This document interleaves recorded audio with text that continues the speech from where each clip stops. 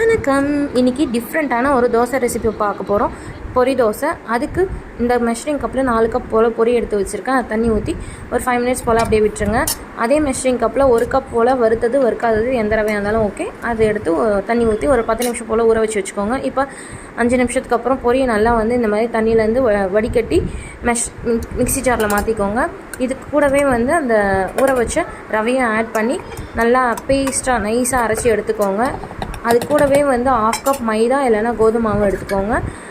அதுக்கப்புறம் ஒரு 1/2 cup fresh தயிர் இதெல்லாம் ஆட் பண்ணி நல்லா நைஸாக இந்த மாதிரி அரைச்சி எடுத்துக்கோங்க. கன்சிஸ்டன்சி இந்த மாதிரி தான் இருக்கணும். இப்போ நம்ம தோசை ஊற்ற ஆரம்பிச்சிடலாம். தோசை பேன் சூடானதுக்கப்புறம் ஆயில் அப்ளை பண்ணிவிட்டு இந்த மாதிரி நல்லா ரவை தோசை மாதிரி ஊற்றணும் தூக்கி. அதுக்கப்புறம் ஆயில் ஊற்றிட்டு மூடி போட்டு மூடி வச்சுருங்க. ஒரு பக்கம் ரோஸ்ட் ஆகட்டும். ரோஸ்ட் ஆனதுக்கப்புறம் திருப்பி போட்டுருங்க. 2 பக்கமும் நல்லா ரோஸ்ட் பண்ணி எடுத்திங்கன்னா தோசை ரெடி. இதுக்கு கார சட்னி வச்சு சாப்பிட்டா சூப்பராக இருக்கும்.